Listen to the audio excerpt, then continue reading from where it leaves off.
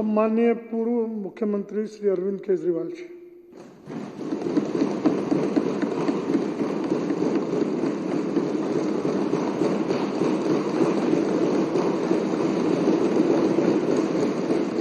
माननीय अध्यक्ष महोदय, आज मैं भगवान की कृपा से दिल्ली के और देश के करोड़ों लोगों के आशीर्वाद से आप लोगों के बीच में जेल से छूट के आया हूँ। उन सब लोगों का मैं तहे दिल से शुक्रिया अदा करता हूँ, भगवान का शुक्रिया अदा करता हूँ। मैं हमेशा कहता हूँ, मैं जानता हूँ मेरे विपक्ष के साथी मुझे यहाँ देख के, मनीष सिसोदिया के देख के दुखी तो हो रहे होंगे। तो मैं हमेशा कहता हूँ मोदी जी बहुत ताकतवर है, बहुत ताकतवर है और अथाह पैसा है उनके पास, अथाह रिसोर्सेज हैं, पर मोदी भगवान नहीं है।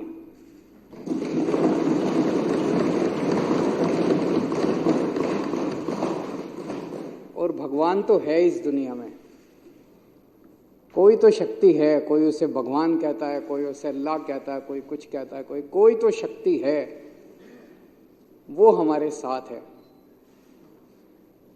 मैं माननीय सुप्रीम कोर्ट का शुक्रिया अदा करना चाहता हूं। आज हमारे देश के अंदर न्याय व्यवस्था तो है। अध्यक्ष महोदय, आज मैं मुख्यमंत्री जी के साथ सुबह एक रोड का इंस्पेक्शन करने गया था। दिल्ली यूनिवर्सिटी में सड़कें बहुत शानदार हुआ करती थी। मेरे पास जेल से छूटने के बाद कुछ लोग आए, उन्होंने बताया कि दिल्ली यूनिवर्सिटी की सड़कें खराब हो गई हैं। मैं आज रोड इंस्पेक्शन करने गया था और बहुत बुरा हाल था सड़कों का। तो मैंने मुख्यमंत्री जी को कहा कि इनको तुरंत ठीक करवाया जाए। उन्होंने आदेश दिए हैं और मैं उम्मीद करता हूं कि उस सड़क को जल्द ठीक करवाया जाएगा। हैं जी, आप तो मालिक हैं साहब, दिए आप तो देश के मालिक हैं। मैं 3-4 दिन पहले एक भाजपा के बड़े नेता से मिला। मैंने उससे पूछा, मैंने कहा मुझे गिरफ्तार करके क्या मिला आपको, कुछ फायदा हुआ? बोले आपके पीछे से हमने पूरी दिल्ली सरकार डिरेल कर दी, हमने आपके पीछे से दिल्ली ठप कर दी। बड़ा खुश हो रहा था। मुझे बड़ा दुख हुआ सुन के, आक्रोश भी हुआ और स्तब्ध रह गया मैं। देश की राजधानी के 2 करोड़ लोगों की जिंदगी खराब करके उनको खुशी हो रही है। ऐसी कैसी पार्टी हो सकती है, ऐसे कैसे नेता हो सकते हैं जो दिल्ली ठप करके, दिल्ली के 2 करोड़ लोगों की जिंदगी खराब करके, परेशान करके, और वो खुश हो रहे हैं? क्या इतनी राजनीति इस स्तर पे गिर सकती है कि वोट लेने के लिए उनका मकसद क्या? उनका मकसद था कि हमारे को बदनाम करना, आम आदमी पार्टी की सरकार को बदनाम करना, ताकि उनको वोट मिल जाए। नॉर्मल वो देख चुके 3 चुनाव से लगातार, 3 क्या, ये तो 25-27 साल से, 97 से बाहर हैं, तो 23 और 4 27 साल से वनवास है। 27 साल से इनको दिल्ली की जनता वोट नहीं दे रही। अब ये दिल्ली की जनता को परेशान करके वोट लेना चाहते हैं। अरे आपके पास तो केंद्र सरकार है यार, केंद्र सरकार के पास अथाह पैसा है। केजरीवाल 500 मोहल्ला क्लिनिक बनाता है, आप 5000 मोहल्ला क्लिनिक बनाओ ना दिल्ली में, कौन मना कर रहा है? ये मनीष सिसोदिया ने 700 स्कूल बनाए, आप 7000 स्कूल बनाओ ना दिल्ली में, कोई हमको पूछेगा ही नहीं। आज 500 मोहल्ला क्लिनिक अगर मैंने बनाए, आप उन 500 मोहल्ला क्लिनिक की दवाइयां बंद करके केजरीवाल को बदनाम करके वोट लेना चाहते हो, ये गलत बात है। ये जनता भी देख रही है, सब साफ हो जाता है जनता के सामने। आपको लगता है आप ही होशियार हो, जनता बड़ी सियानी है। जनता देखती है, जनता चुप रहती है। वोट वाले दिन जब बटन दबाने जाती है तब जनता अपना गुस्सा जाए। 1 मिनट भाई साहब, मैंने बीच में नहीं बोला जब आप लोग बोल रहे थे, अब आप भी जरा सुन लीजिए, फिर उसके बाद आप बोल लेना।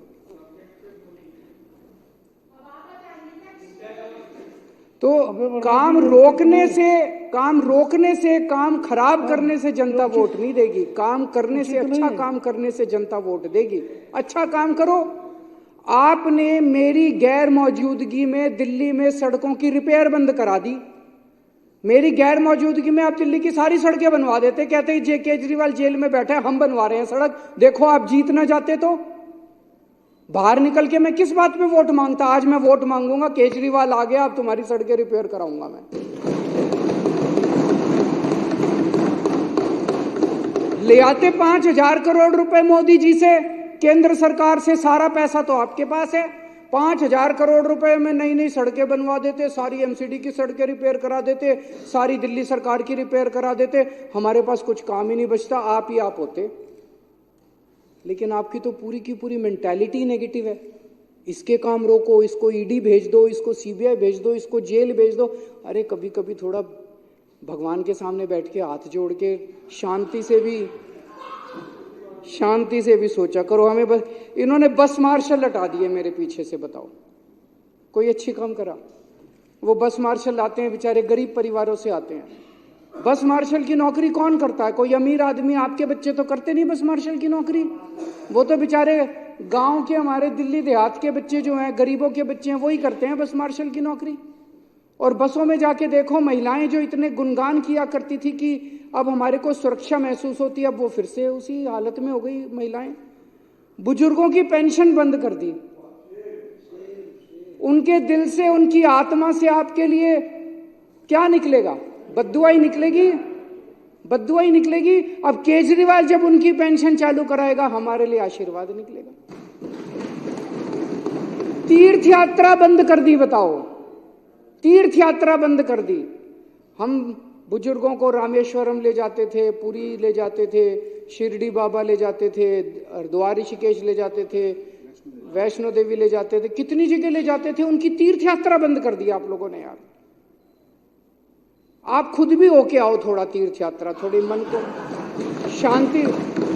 मेरी अध्यक्ष महोदय से निवेदन है, विपक्ष के साथियों के लिए तीर्थ यात्रा का आयोजन करें। उनको थोड़ी, अभी जैसे सौरभ बता रहा था, पेड़ काट दिए हमारे पीछे से। मैं जब जेल गया, इन्होंने पीछे से पेड़ काट दिए, बताओ दिल्ली के प्रदूषण। तो दिल्ली की जनता के मन में दो चीजें हैं, दो बातें हैं। एक, केजरीवाल कट्टर ईमानदार है, केजरीवाल कुछ भी हो सकता है, बेईमान नहीं हो सकता। और दूसरा, केजरीवाल काम करता है, जनता के लिए काम करता है। ये दो बातें दिल्ली की जनता के मन में हैं। ये उन दोनों बातों पे चोट करना चाहते थे।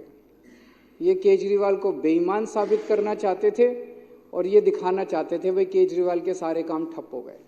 उन दोनों बातों पे चोट किया। फर्जी केस कर दिया मेरे ऊपर, केस करके मनीष को जेल में डाल दिया, सतिंदर जैन को जेल में डाल दिया, मेरे को जेल में डाल दिया, संजय सिंह को जेल में डाल दिया, विभव को जेल में डाल दिया, विजय नायर को जेल में डाल, सबको जेल में डाल दिया। मैं आज चैलेंज करता हूं, 5 सबसे बड़े नेताओं को जेल में डालने के बाद भी आज हमारी पार्टी मजबूती के साथ खड़ी है। मैं चैलेंज करता हूं, तुम्हारी पार्टी के 2 लोगों को जेल में डाल दो, तुम्हारी पार्टी ना टूट जाए।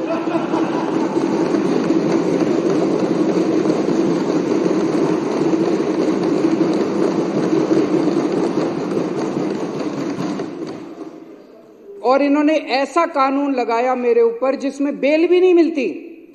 ऐसा कानून, इतना सख्त कानून लगाया, बेल भी नहीं। उसके बावजूद माननीय सुप्रीम कोर्ट ने मुझे बेल दे दी, मनीष सिसोदिया जी को बेल दे दी और आज हम यहां बैठे हैं। जब मैं जेल से निकला, मैंने इस्तीफा दे दिया। किसी ने मांगा नहीं था, मैंने खुद ब खुद इस्तीफा दे दिया। और मैंने दिल्ली की जनता को बोला है, अगर आपको लगता है केजरीवाल ईमानदार है तो मेरे को वोट देना, वरना वोट मत देना। मैं दिल्ली में घूम रहा हूं अध्यक्ष महोदय, एक बच्चा, एक आदमी, इनके कट्टर बीजेपी वाले, आरएसएस वाले भी ये नहीं कहते कि केजरीवाल बेईमान है, कोई नहीं कहता। तो इनके सारे हथकंडे फेल हो गए केजरीवाल को बेईमान साबित करने के लिए। दूसरा ये साबित करना चाहते थे केजरीवाल के काम ठप हो गए। मैं दिल्ली की जनता को कहना चाहता हूं, आपका बेटा आ गया, आपका भाई आ गया। इन्होंने जितने काम ठप करे हैं सारे काम दोबारा शुरू कराऊंगा, एक एक काम शुरू कराऊंगा, जो करना पड़ेगा वो करूंगा, जैसे करना पड़ेगा करूंगा। दिल्ली की जनता को परेशान नहीं होने दूंगा, मैं काम ठप नहीं होने दूंगा। लोग कहते हैं जेल जाने से नुकसान हुआ, जरूर हुआ, मैं मानता हूं जेल जाने से बहुत नुकसान हुआ, पर केजरीवाल का नुकसान नहीं हुआ, मनीष सिसोदिया का नुकसान नहीं हुआ, दिल्ली के 2 करोड़ लोगों का नुकसान हुआ। आज जब घर से निकलते हैं अपनी गाड़ी लेके या कैसे भी, वो टूटी हुई सड़कों के ऊपर उनकी गाड़ी ऊपर नीचे होती है, प्रदूषण होता है उसकी वजह से। आज जगह जगह सीवर ओवरफ्लो कर रहे हैं, बस मार्शल हटा दिए इन लोगों ने। दवाइयाँ, मैं बात कर रहा था, टेस्ट बंद कर दिए। बताओ, अस्पतालों में टेस्ट बंद कर दिए यार, तुम लोगों ने दवाइयाँ बंद कर दी अस्पतालों के अंदर। ये सब ठीक नहीं है, ये सब ठीक नहीं है, अच्छी बात नहीं है। थोड़ा भगवान से डरो। अभिमान, किस रावण का भी अभिमान नहीं टिका था। मैंने अंदर गीता और रामायण बहुत पढ़ी और उसी का मैं आपसे हाथ जोड़ के पूरी विनम्रता से कह रहा हूं, अभिमान मत करो, अहंकार मत करो। अहंकार टिकता नहीं है, किसी का नहीं टिकता। इतिहास में किसी का अहंकार नहीं टिका। आप भी थोड़ा भगवान से डरो। अब चुनाव में जनता जवाब देगी कि केजरीवाल चोर है या केजरीवाल को जेल में भेजने वाले चोर हैं। जनता जवाब देगी कि जनता को काम रोकने वाले पसंद हैं कि काम करने वाला पसंद है। और अध्यक्ष महोदय, जब इतिहास लिखा जाएगा तब ये लिखा जाएगा कि एक मनीष सिसोदिया था जिसने दिल्ली के स्कूल बंद करे, उसको जेल में डाल दिया। जिसने दिल्ली के स्कूल चालू करे और स्कूल अच्छे करे, उसको जेल में डाल दिया। एक सतिंदर जैन था जिसने दिल्ली वालों की बिजली मुफ्त करी, दिल्ली वालों के लिए मोहल्ला क्लिनिक बनाए, दवाइयाँ मुफ्त करी, उसको जेल में डाल दिया, उसके काम रोक दिए। और एक बीजेपी थी जिन्होंने सारे काम रोक दिए। जब इतिहास लिखा जाएगा तो बीजेपी के भी कारनामे लिखे जाएंगे, मनीष सिसोदिया के भी, अरविंद केजरीवाल के भी और सत्येंद्र जी। अध्यक्ष जी, जेल से निकलने के बाद मैंने इस्तीफा दे दिया। मुझे इस्तीफा देने की कोई जरूरत नहीं थी। किसी ने, इन्होंने भी नहीं मांगा था मेरा इस्तीफा। इन्होंने तो पोस्टर लगाए थे इस्तीफा दो। मैंने जब दे दिया तो इनको ये समझ नहीं आया उन पोस्टरों का क्या करें। अब छपवाए थे, लगाने थे, अभी बता रहे हैं। मैंने इस्तीफा दे दिया। मेरी जिंदगी में 3 बार ऐसे मौके आए जब बड़े बड़े पदों से मैंने इस्तीफा दिया अपनी जिंदगी में, वॉलंटरीली, स्वैच्छिक, अपनी मर्जी से, किसी ने मांगा नहीं था। मैं इनकम टैक्स में काम किया करता था, जॉइंट कमिश्नर की पोस्ट पे था। मन में ये था कि देश के लिए कुछ करना है, समाज के लिए कुछ करना है। तो मुझे ये लगा कि जो मैं नौकरी कर रहा हूं, ये नौकरी तो और कई लोग कर लेंगे, मेरे जैसे और बहुत इनकम टैक्स में जॉइंट कमिश्नर हैं, कमिश्नर हैं, वो लोग कर लेंगे। मुझे कुछ ऐसा करना चाहिए जो हर आदमी नहीं करता। मैंने जॉइंट कमिश्नर की नौकरी से त्यागपत्र देके और 10 साल दिल्ली की झुग्गियों के अंदर काम किया। जॉइंट कमिश्नर की नौकरी से मैंने इस्तीफा दिया था, किसी ने इस्तीफा मांगा नहीं था। और जब मैंने इस्तीफा दिया था, 2006 में इस्तीफा दिया था, वैसे तो मैं छुट्टी लेके 2000 से ही निकल गया था। उस वक्त कोई पार्टी नहीं थी, कोई आंदोलन नहीं था, और दिल्ली की झुग्गियों में जाके मैं रहने लगा था। तब ये नहीं था कि मैं मुख्यमंत्री बनूंगा या चुनाव लड़ूंगा, चुनाव लड़ने का कोई इच्छा नहीं थी। फिर 2013 में हमारी सरकार बनी और 49 दिन की सरकार के बाद अपने उसूलों पे मैंने इस्तीफा दिया था। 49 दिन के बाद, किसी ने मांगा नहीं था इस्तीफा, 49 दिन के बाद इस्तीफा दिया था। और अब तीसरी बार, अब जेल से निकलने के बाद मैंने इस्तीफा दिया है। मैं सत्ता के लिए नहीं आया, मेरे को सत्ता की जरा सी भी भूख नहीं है, मेरे को सत्ता का, पैसे का जरा सा भी लालच नहीं है। देश के लिए आए हैं, देश के लिए कुछ करने के लिए आए हैं। और दूसरी तरफ ये लोग बेचारे परेशान हो गए हैं कह कह के, भाई 75 साल का रूल आपने ही बनाया था, मेरे को कल एक आरएसएस के बहुत सीनियर नेता मिले, उन्होंने बताया, बोले जी आरएसएस ने अल्टीमेटम दे दिया है कि भाई 75 साल का रूल तो लागू होगा।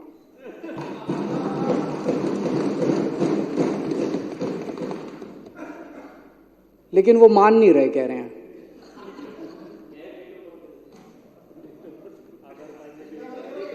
सत्ता छोड़नी बहुत मुश्किल है, सत्ता कुर्सी छोड़नी बहुत मुश्किल। एक मिनट, वो बोलने के लिए ललचा रहे हैं, मेरे बाद बोलने दो। सत्ता छोड़नी अध्यक्ष महोदय बहुत मुश्किल है, सत्ता का लालच छोड़ना बहुत मुश्किल है।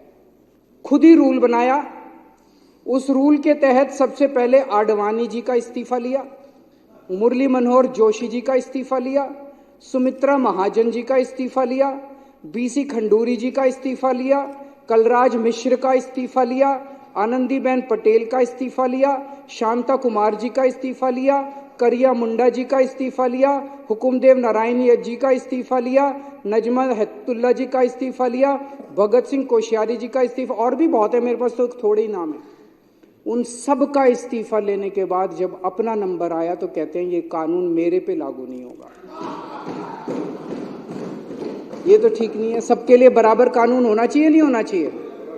मैं ये सोच रहा था कल को कोई अफसर 60 साल की उम्र होने के बाद कहे मैं तो नहीं रिटायर होता जी, कल को कोई सुप्रीम कोर्ट का जज 65 साल की उम्र होने के बाद कहे जी मैं तो रिटायर नहीं होता। व्यवस्था ही खराब हो जाएगी। ऐसी व्यवस्था कैसे चलेगी? अगर आपने अपने अंदर एक रूल बनाया, कानून बनाया भी 75 साल में सारे रिटायर होंगे, तो सारे रिटायर होंगे, उसमें सारे आते हैं, उसमें तो सत्ता का लालच जो है, कुर्सी से चिपके रहने का, जो कहते थे परिवार नहीं है, किसके लिए पता नहीं, किसके लिए इतना लालच है उसका। तो आज आरएसएस के कार्यकर्ता घर घर में जब जाते हैं तो लोग उनसे पूछते हैं कि भाई 75 साल का रूल उनके ऊपर क्यों नहीं लागू होगा, जब सबके ऊपर लागू हो रहा है। तो मुझे ये लगता है कि जब आदमी किसी बड़े पद पे बैठे तो उसे निस्वार्थ भाव से समाज की सेवा करनी चाहिए। पद रहे ना रहे इसकी चिंता बिल्कुल नहीं करनी चाहिए। अंत में अध्यक्ष महोदय, मैं फिर से यही कहना चाहूँगा, हमारी दिल्ली बहुत खूबसूरत है, हमारे दिल्ली वाले दिल वाले हैं। हमें सबको 2-2.5 करोड़ लोगों को मिलके दिल्ली बनानी है। इसमें हर हिंदू, मुस्लिम, सिख, ईसाई सबको मिलके दिल्ली बनानी है। इसमें ब्राह्मण, यादव, जाटव, दलित, बनिए सबको मिलके बनानी है। इसमें बीजेपी वाले, कांग्रेस वाले, आम आदमी पार्टी, हम सबको मिलके बनानी है। इसमें ये काम रोकना, काम बंद करना, ये अच्छी बात नहीं है। मैं अपने सभी विपक्ष के साथियों से भी निवेदन करता हूं कि चुनाव के टाइम में चुनाव लड़ेंगे, चुनाव के बाद हमें सबको मिलके काम करना है। थैंक यू अध्यक्ष।